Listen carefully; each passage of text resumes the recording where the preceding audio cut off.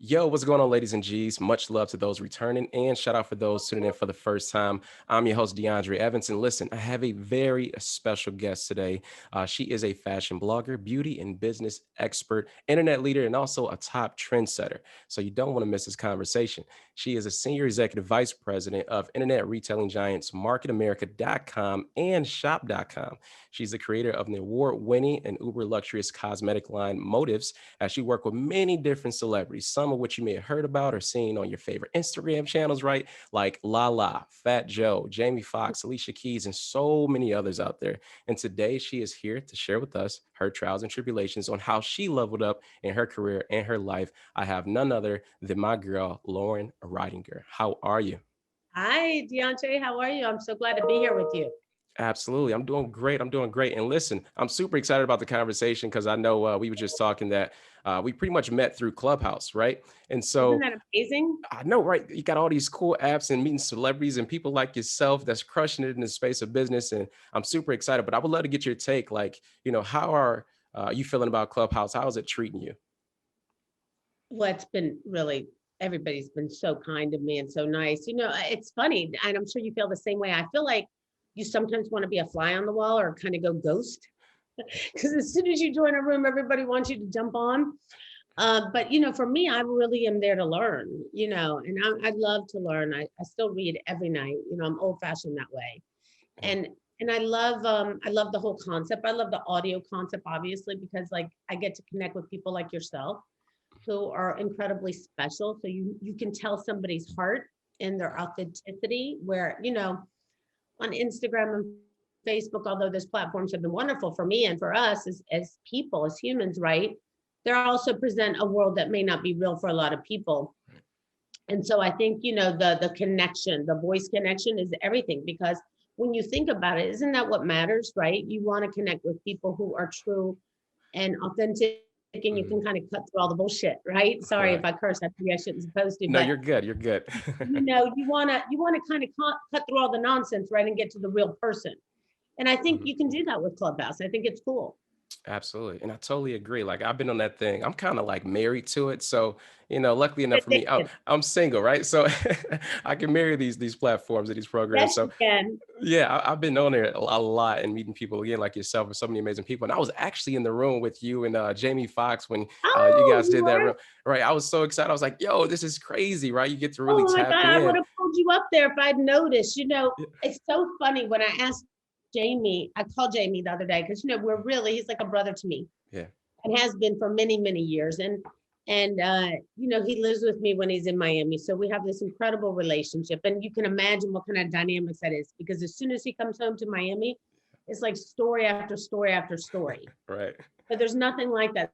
So when I said to him, babe, have you tried Clubhouse? He's like, no, everybody keeps sending me. And I was like, why don't you come on with me? Mhm. And you can just, share 5 or 10 minutes. And that 5 or 10 minutes, as you know, turned into 2.5 hours Right. of storytelling by Jamie, which is an absolute treat for Mhm. those who have never gotten to listen to him. But he's just one of those honest to God brothers who sits down with you and has a real conversation straight up, and just incredible. And I think he really enjoyed it. Absolutely. I know everyone in the audience was going crazy. I knew I was, watching his old shows like Jamie Foxx and just following his music career. And honestly, I'm not gonna lie. When you said, you would have pulled me up, I was thinking about it, but I was like, no, I want to be that fly on the wall. I just want to chill. I didn't want to take up any room or space on the stage and I just would be have up there. rather had you up there with us, to be honest with you, because I think he would have really appreciated listening to you and talking to you. But I think, he's one of those guys, DeAndre, who you just love from Yeah. the moment, like, is very few people. I have a lot of celebrity friends. You may or may not know that. Jennifer Lopez, my best friend for 20 years. Hmm. LaLa's my partner and one of my dearest friends for, 15 years. But, you have these people that come into your life, and he's one of them that they just add to it. Yeah. They don't take away, they don't, suck your energy. He gives you energy. And we need that in a world like today, especially when we're all suffering and we're living in this pandemic that's kind of an unknown. Yeah. And he's just full of life. He sent me a message the other day, just a voicemail. He's a big voice note person. Yeah. I've never used voice notes on phone before, but Mhm. he does. Mhm. And he's always like, hey, and I think it's just so personal. That's why I like Clubhouse too, right? Because he leaves Right. these notes like, hey, I love you. just thinking about you. We're going to get through this together. Mhm. And you got to just admire somebody who has that much love and concern for people. Absolutely, absolutely. He's a beautiful guy, beautiful soul, and just like Got to yourself. get him on here with you one day. Yeah, let's don't tempt me with a good time. Let's go. Let's make it happen. We're But going to do that. yeah. So listen, I would love to dive more into obviously the story, right? So my audience can get a feel for you and it's other people across the world because this is a large platform. We have a lot of people tuning in from the US, the UK, Australia, South Africa. So for those that don't know of you, what I like to do is like a flashback Friday, right? So let's talk about how you got started in the business industry. What was your life like as little Lauren growing up? Getting to this point here. Yeah, well, little Lauren was little Lauren, right? It's true. I met my husband when I was 18 at a high school. I didn't my parents didn't have the money to send me to college. My sister was able to go on a scholarship. I wasn't quite as bright as her. I was really, really smart, like IQ wise, but I just felt like I was a real people person. Mhm. I needed to be in front of people. That was my goal. Um, I met my husband. We had nothing, neither one of us. Our big date was Wendy's uh, on Wednesday for to enjoy. But we believed in 1992 that computers were going to be the new coming thing and people would actually shop online. And in 1992, DeAndre, I can't tell you how many people thought that that was preposterous, to think that you would try on clothes uh, online and buy makeup online and buy your shoes and your pocketbooks and your suits and your socks online. The thought of that, or your books even, was preposterous because people needed to touch and feel those things, right? You want to look fly, so you want to try that suit on. The last thing you're thinking about doing is buying it online. And we both just had a different vision. We both believed that that eventually that people would, shift gears and out of brick and mortar and onto click and order. And that is what happened in 1992. We formed that, and in the beginning days were hell because nobody wanted to sell us any products. We are a lot like Amazon. We had a lot of our own products like cosmetics and vitamins and things, but we also today, of course, sell millions of other people's products as well. So back then, getting anybody to give us a product to sell was nearly impossible. But today, we're 6 million customers in, and everybody wants us to sell their products. Yeah. Nice. I love that. Well, listen, I'm super excited to dive into all of this and unwrap it because I know a lot of people are curious on how you really got started and getting those .coms because I noticed shop.com and I was thinking to myself because I'm a little techie, I'm a little nerd, so I Yeah, do me web too. designs, right? And so I'm like shop.com, like wow, she had to be obviously one of the first to be in the game to grab that, or she paid a high ticket for it. So I wanted to know what was that initial investment like for you? Grabbing those domains, getting into the space, and starting your business for you. Was it We competitive or actually we actually started in 92 with our parent company, which is Market America. right? And we had that domain first. We didn't get shop.com till I think it was about 2000 and I want to say 6 or so. Mhm. Not exactly sure of the date. I can't talk about the money that it cost to obtain it because it's under confidentiality, but it's not nearly what people think it is. I can tell you that. I was not buying it. Well, actually, I'll tell you the funny story. This is a true story. My husband and my brother were out in California, Mhm. and shop.com was owned by many people, and Warren Buffett, Bill Gates were all investors in it, Mhm. and they had that proprietary one cart technology. So we were buying that whole concept of the one cart technology and what they had already built. Um, and we were really impressed with it. And when my brother and who's the president of our company, my husband, who's the chief executive officer, called Mhm. me and said, "Hey, what do you think about this?" I was on Zoom with them. They're like, "Should we do this? Should we get this? This is all the technology." I said, "Listen, I would buy it just for the name of shop.com." Yeah. And nobody thought about that but me back then, to be honest with you. And everybody was like, "You're right." And of course, it ended up being amazing technology, amazing name, shop.com, the best 4-letter domain on the internet. Mhm. But I think it's still just an incredible success story. And we both come from nothing, from very humble parents who, worked. Unfortunately, I lost both of my parents at it. My mom was, 42 when she passed away. And my dad was young too, in his early 60s when he passed away. And I think, I kind of grew up very fast, wanting to take care of my brothers and my sister, Mhm. wanting to make sure that my daughter had a better life. Um, not not better than I had. I had a lot of love. My mother always told me we were very rich in money. I mean, in love, but not money. Mhm. And I knew that to be true because, for the holidays, we couldn't get big gifts like other kids did. Mhm. But my mom certainly made up for it with a lot of love.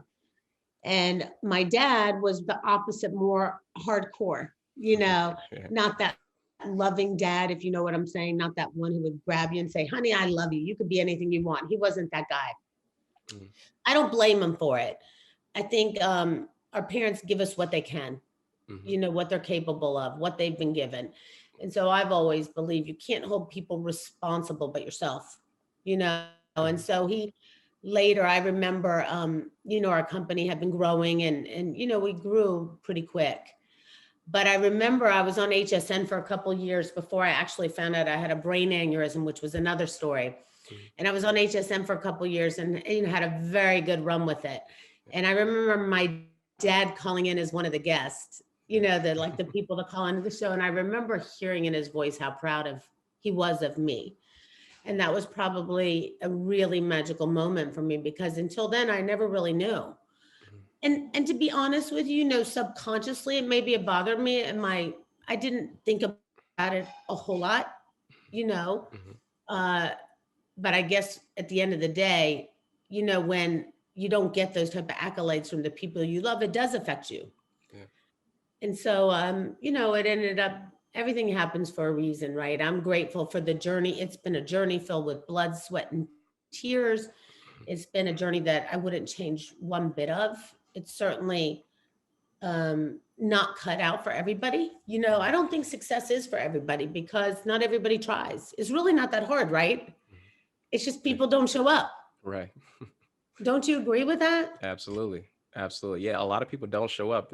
You give them a small project and they'd be like, yeah, I'll do it. The next thing they don't come through. I had my guy, Tony Watley, on not too long ago. He was telling the story of how he set up a couple interviews with people that really wanted to work out and work with them on projects. And he said he set the time, he set the dates, and all of a sudden they didn't show up. They the ones that started and committed it, but they didn't show up. And he was like, That's that's my why a lot of people fail, because they don't show up. And so I totally can relate to that. Absolutely. That's Absolutely. my point, and it's kind of heartbreaking because you know that people are capable of so much more. You know that they can do so much more. Right. But I think what happens is they kind of get set in those ways of saying, well, what difference does it make at this point? I mean, they want to change and then they come home, they get the remote control, they put on their favorite TV show. And instead of doing the things like you and I will do, I'll lock it down day and night to learn. I'll Right. lock it down. I'm not going. Last night I fell asleep. I stayed off Clubhouse since Monday or Tuesday when I was on there with Jamie, and last night I went back on. I fell Mhm. asleep with it. I woke up before and it was still going. And I'll do whatever I can to learn from Mhm. other people. I want to learn. I feel like if you know everything, then you definitely are lying to yourself. Mhm. You Yeah, know? I love that perspective, and I would love to double down on that. Just getting a little bit Yeah. more, in the back end. Like, have you always been that young woman to be eager to learn, always put yourself out there, throw your hand up, if you will, like the person to get involved in projects, always speak first. Have you always been that confident, outspoken woman? Not afraid. Yeah, I'm definitely not been afraid. I would say like, in high school, I was probably more of the teacher's pet rather than the one that would raise my hand as the smart girl. The thing I think my dad did for me Mhm. that was the greatest gift anyone ever gave me is because I struggled. I had just natural smarts, but I wasn't the type of girl to sit in front of a book and study, book smart study. You know what I mean? So he made me take a photographic memory class. And I swear I could pass DeAndre, I could read the paragraph in my mind and pass the test. Mhm. And so it really helped me because it helped me get through school when I really would have had a hard time. But Mhm. at the same token, I think that I was never afraid to be the girl who spoke up first. I Mhm. always wanted people to hear what I had to say. I always had an opinion to the point where it'd be too much sometimes. But not in a bad way. I think it's good to talk as long as you're kind. Mhm. I think, we've seen on Clubhouse, right? A lot of people, they just take it too far. They have a room and all of a sudden they think they're like the king. this room, and then it gets so ugly. And like, Right. yo, have you just tried to be nice today? Do you know Yeah. what I mean? Exactly. Exactly. I love that. I love that insight. You're absolutely right. I totally agree. And listen, I would love to really shift gears here because I know we can talk on and on. I can Oh, tell by the forever. I vibe told you, and I'll the go with energy. you today, I all can go all day with this, but just to dive into a little bit more of the business because I know you got the company Motives, right? Market America and things of that nature that's really growing and really cultivating a huge community. Because to be honest, I checked a lot of YouTube videos. I stalked you a little bit, right? I Did love my you little for that. research, right? And so I'm like, man, she really grew a large community. Like, how was that? How was that built and really transpired for like how did the stepping stones happen? How did those relationships come about? And was there any challenges? And I know I threw a couple of questions at you, but was there any challenges in that and building that Built an community? incredible atmosphere. And I always say that community is everything to me. But, I also call it this atmosphere that I've created where people like yourself are in my atmosphere. Like you want to have positive people in your circle. Hmm. Yeah. I wouldn't be sitting here if you weren't one of those people that people looked up to and enjoyed listening to. You're just not going to do that. You're too busy. I'm too busy.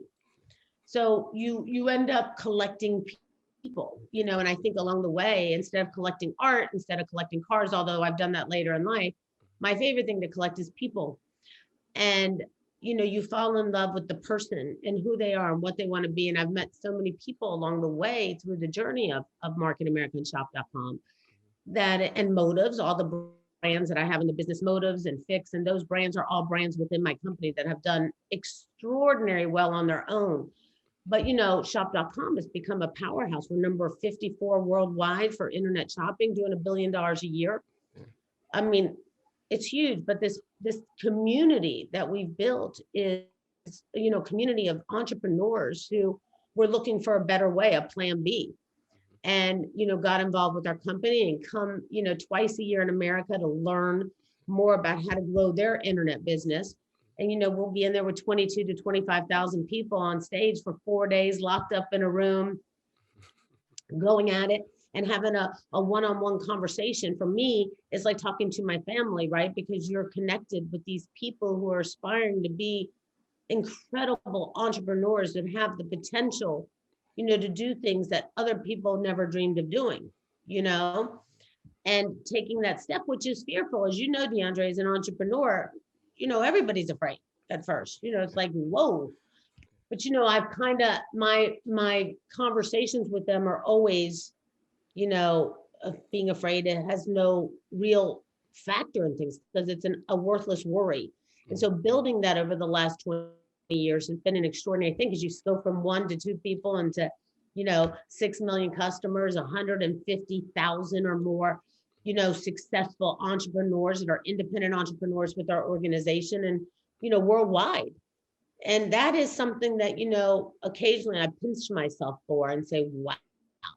But every night when I go to bed for, I also remind myself the extraordinary responsibility of making sure that, people are paid on time. People get Right. their, everything that they expect you deliver on because you got a lot Mhm. of people that look up to and are waiting for you. So it's an extraordinary responsibility. One, I'm grateful Mhm.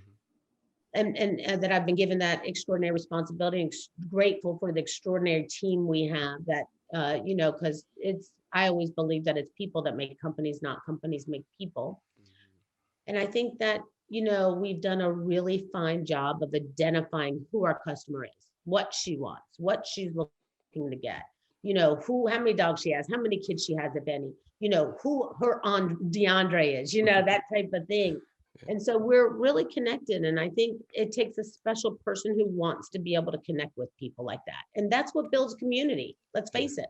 Yeah, I love that insight and detail. Absolutely. Because I know you mentioned people connecting or people collector, right? And I know you dropped Yeah, that in Clubhouse too. And I laughed when you guys came up with that on the spot. I thought it was awesome. And I love it.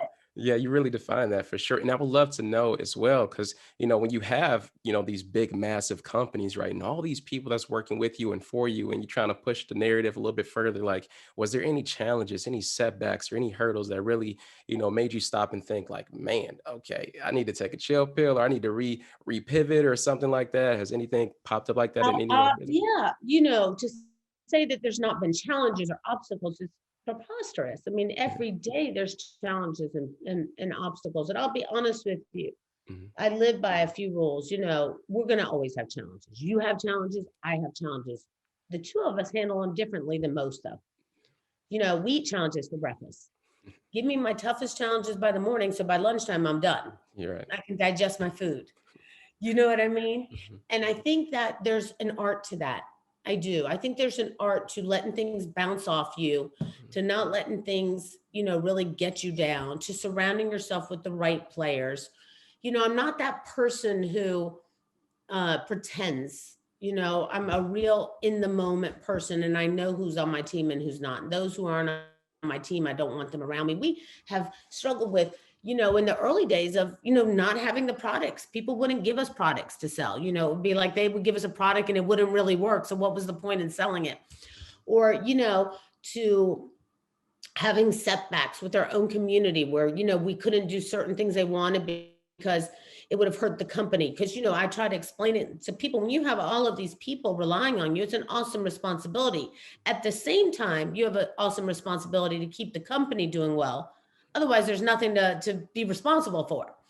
So Mhm. the balance on that scale is very challenging, and one that most people will never understand, because you're trying to juggle this amount of incredible people in this community with this company and keep them balanced so they can both stay equally important and one doesn't go off the Richter scale, because as soon as that happens, you've lost control. Right.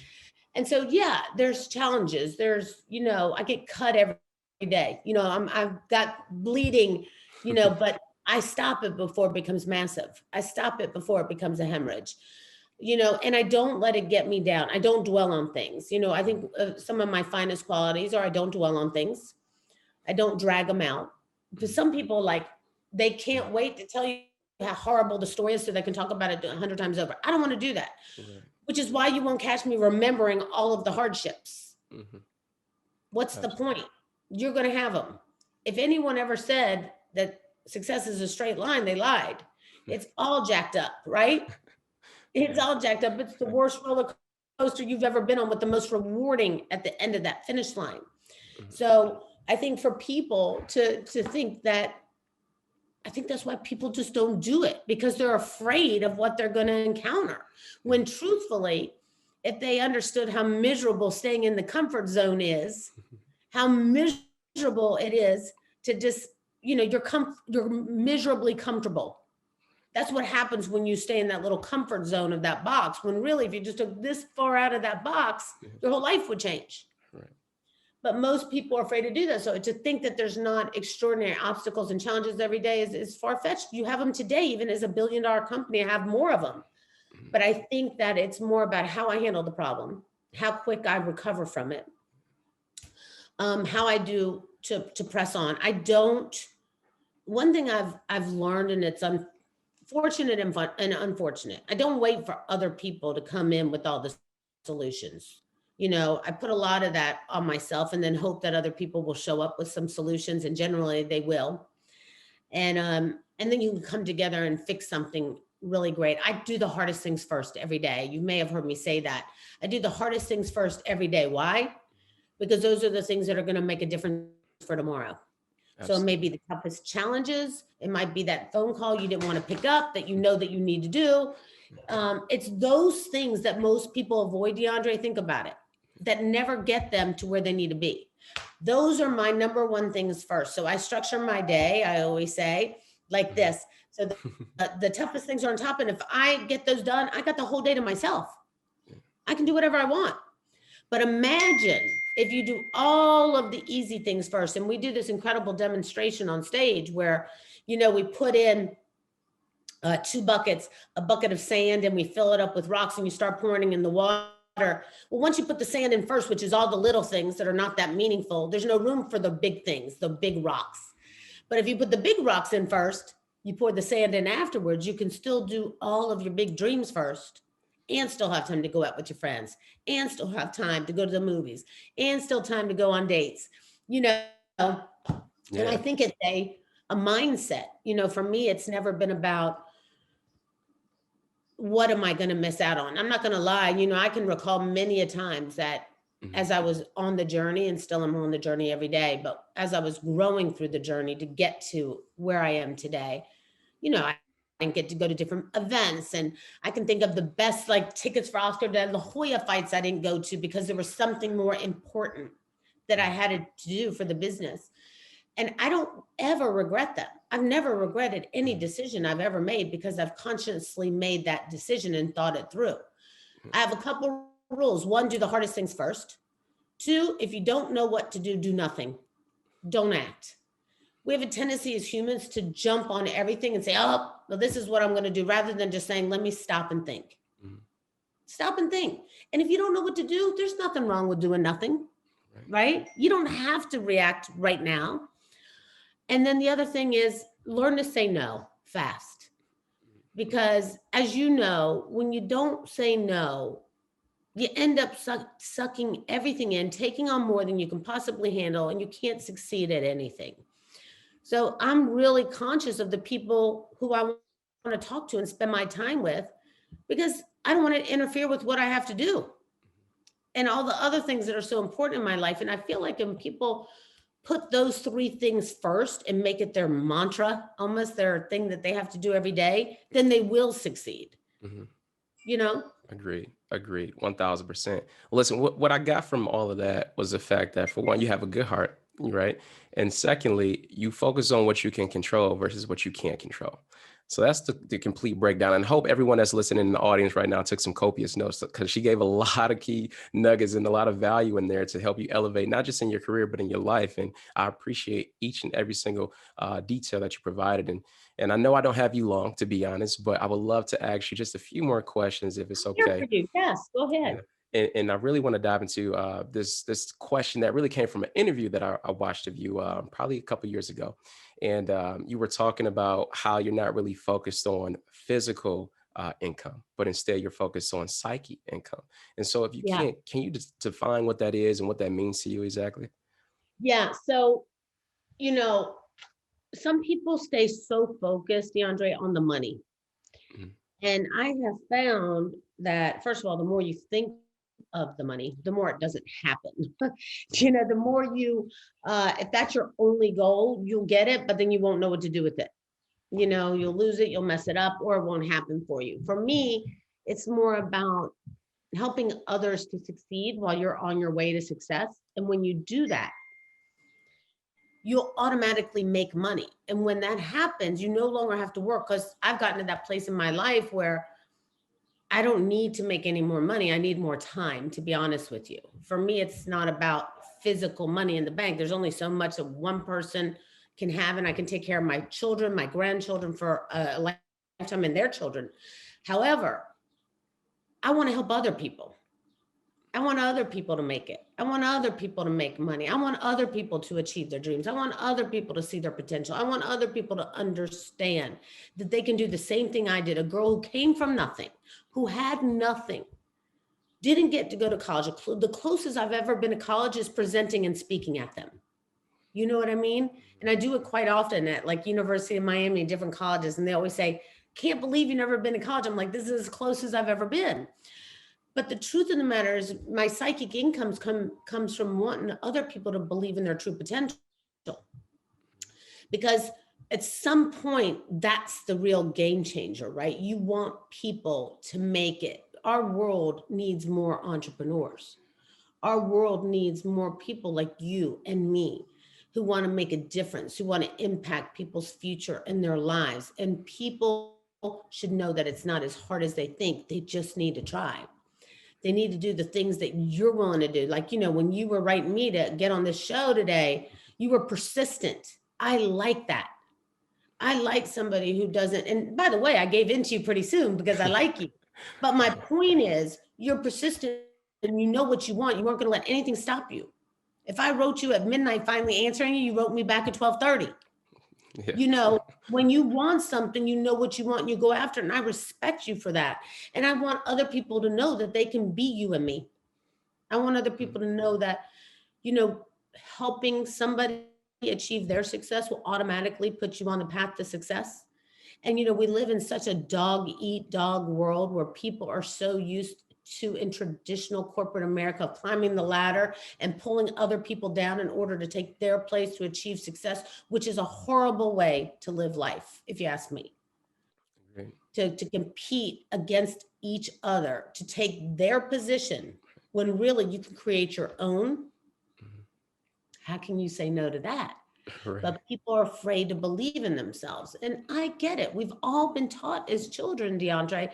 My dad used to tell me all the time, you're gonna go and be a flight attendant for Eastern Airlines back then. You're gonna be a flight attendant, you're gonna work, and you're gonna get married and have a nice little house with a white picket fence. And that was what he wanted for me.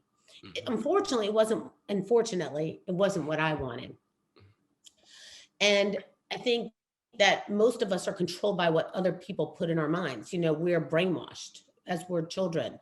And it's not our parents' fault. So we can't blame them. They got it too, right?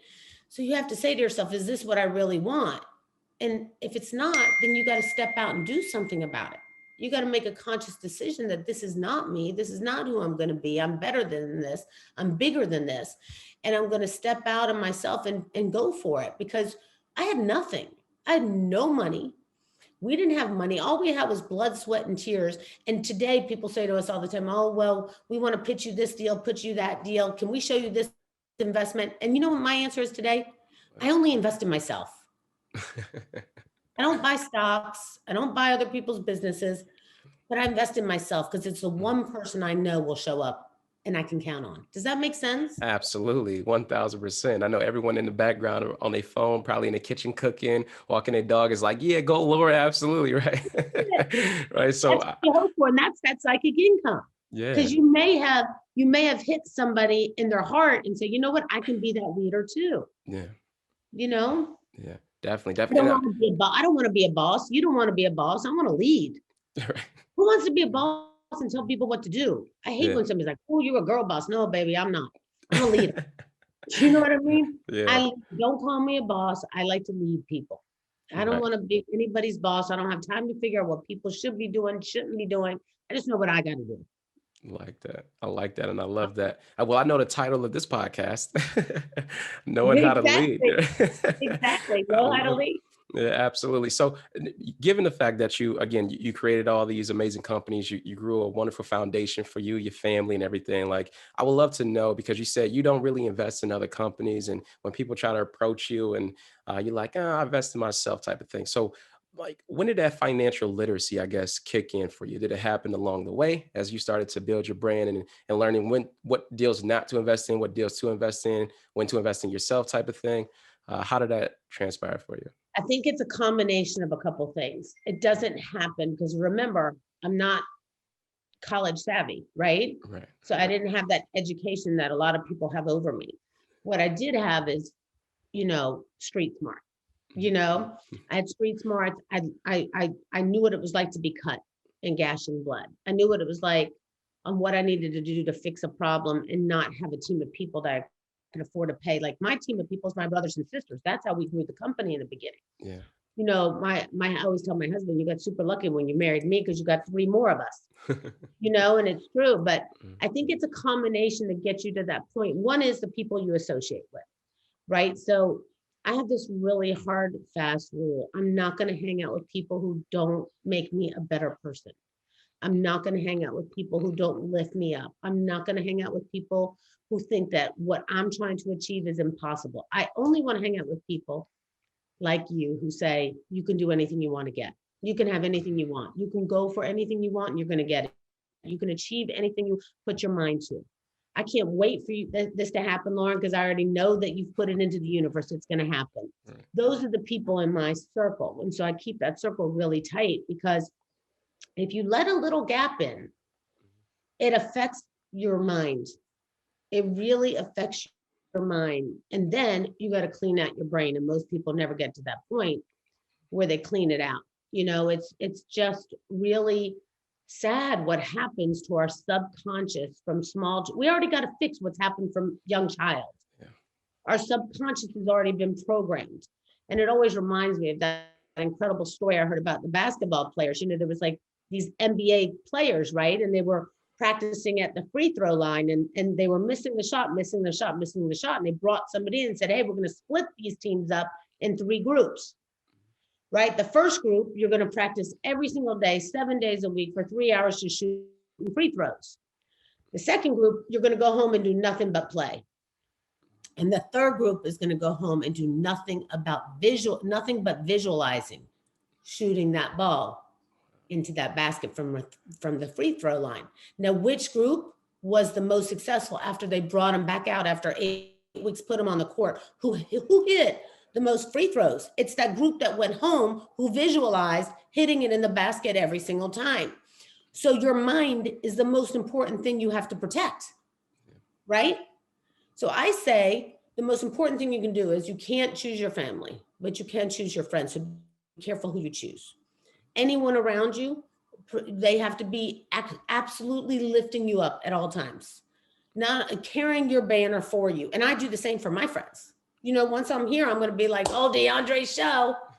You got to be on his show. You got to be propelling people to that capacity to be in my circle, right? Yeah.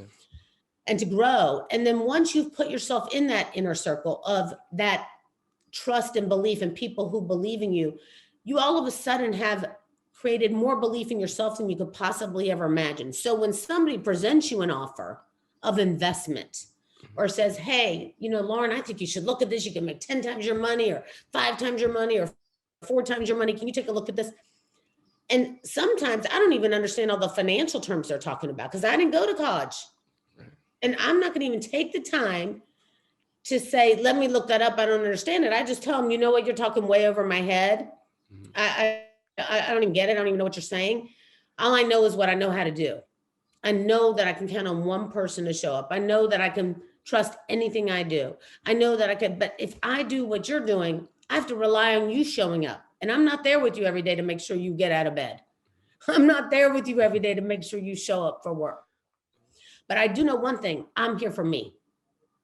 And so when I'm not sure, there's been things that people come to me about and I would do them just because I think they're smart, but I generally don't invest in anything but myself. And I do that because I've built such an incredible confidence and belief in who I am that I know one thing, that's something I'm not going to fail at. You know what I mean? It's something I'm not going to fail at. And the only person I can blame is me. See, too many people want to go around pointing the finger. It's his fault, her fault, you know, their kid's fault. I don't want to be that person.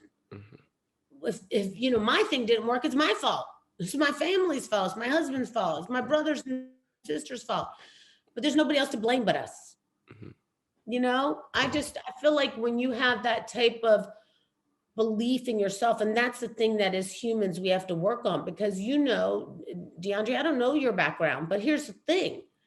We all had bumps, right? Growing up. Right. So, you know, we got to build ourselves back up. Not that we didn't have, I had a loving mother. I told you, I had a father who loved me, just didn't know how to show it. We have to build ourselves back up from the place that we were brought up to believe that we should be, rather than the person we can be.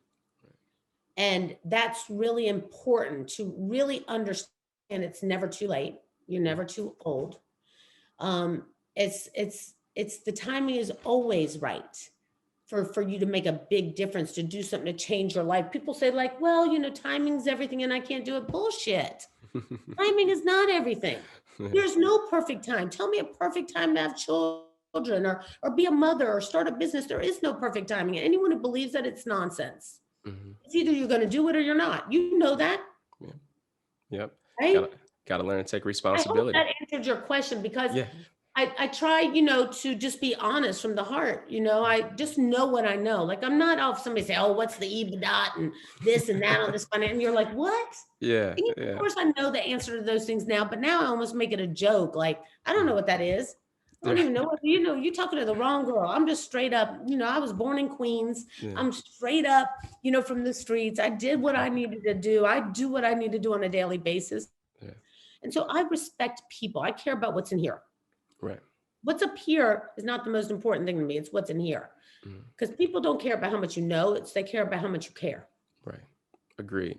See, I love everything about you, Loren. I just fell in love all over again. I knew I loved you from Clubhouse, hearing you speak on stage and watching YouTube channels, but it's different to get the one-on-one interaction and just hear more about your story, how you grew up, how you transitioned, how you became this leader, right? Not a boss, but a leader, right? And how you really developed yourself. And I really appreciate you for just taking time out to be here with me, be here with my audience, and spread your light. I appreciate you so much. And again, And I appreciate you so much. I think we should do a show on Clubhouse together coming up soon. Absolutely. I would love Start to. our And own room. yeah, let's do it. Let's do it. I'm down. I'm down. I can definitely help coordinate and get the ball moving. But out of love and respect, because I know you got a lot of other things going on. I know the phone was going off, business is happening all around you. So I would love to ask you one final question before we Yes, depart honey. here, and just know, what's next for Miss Loren. What are you looking to tackle up Wow. here in the next Um, upcoming months, year or so?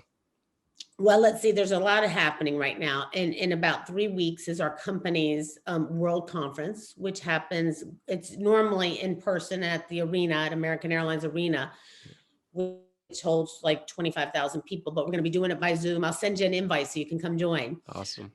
So that's happening, and we've sold more tickets than ever because it's interesting. During a pandemic, people really want something else to do. Everybody's been shaken up. Over 40 million people unemployment. It's scary out there, right? Mhm. And I'm always afraid, or not afraid, but more embarrassed to say that we're actually thriving in this because people are looking for a better way. They're looking for a plan B. So, shop.com does have that opportunity side where people can, have their own internet business, which is incredible. So that's coming up at the end of March, which I'm very excited about.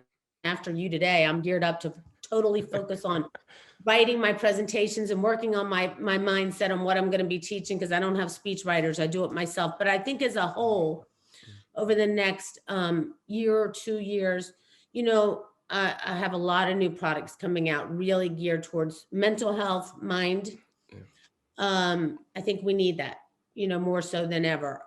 Also, you know, doing more for my outside community.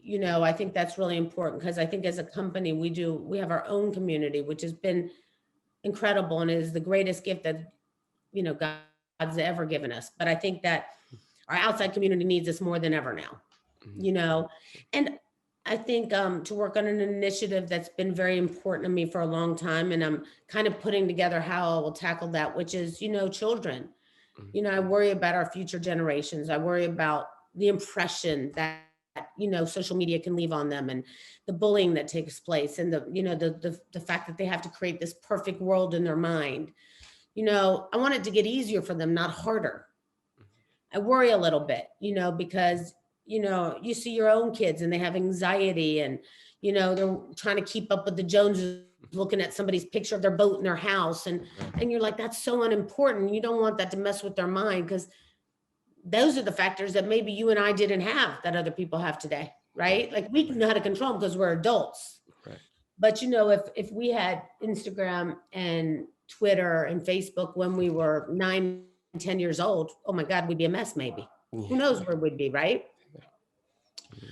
So making sure that our future generations are well equipped and prepared, and what role I can play in that, what responsibility I can take part of to help make that a better place for our children, and Yeah. which I think are the most important things in the world and people in the world. And I'm blessed and I'm grateful to have an incredible daughter and 3 gorgeous grandchildren who I love and worship. And I just want it to be a better place for them. And I don't want, it's hard enough. Like we grew up with parents that say like, hey, life's hard. You better get used to, hard life. But we don't really know how hard it is on top of that. And then dealing with peer pressure at school, and then dealing with this whole social media world. It can be challenging, even though somebody like you and I can use it to our advantage for business. Children have a different obstacle, right? Right. Right.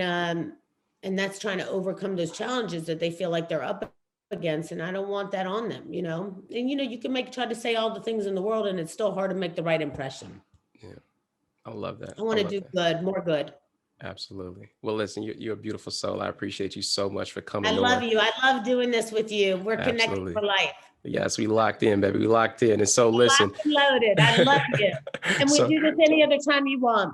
yeah, absolutely. And so where can people like find you? Where can they stalk you? Is it Clubhouse? Oh, Is it well, Instagram? Where can they find you you at? can Instagram at Loren Ridinger, Facebook at Loren Ridinger, Clubhouse. I think I'm at Loren Ridinger, or the Loren Ridinger one. I don't know why I couldn't get my regular name. It was weird. Yeah. Um, but yeah, I'm just always here.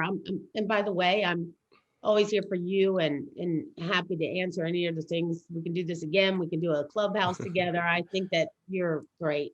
You're awesome. And Thank it you. comes through in your spirit and your soul. And I'm going to be saying, yeah, you better get on DeAndre Evans. you know, Uh, so I appreciate it. Thank you so much. And listen, everyone that's tuning in, I want to take the moment to say I'm going to have all the information down below in the description. So don't worry. I'll make sure you be able to stalk her and tag her on our Instagrams and social media feeds. So don't sweat that. But listen, again, Lauren, I appreciate you so much for coming on. I appreciate you for taking time out of your day to do this. I know my audience appreciate it, and I would love to have you back again and do another round two, if you will. let's do it. Let's do it, babe. All right, I'm here awesome, for it. awesome, awesome. I So love you. You're the best.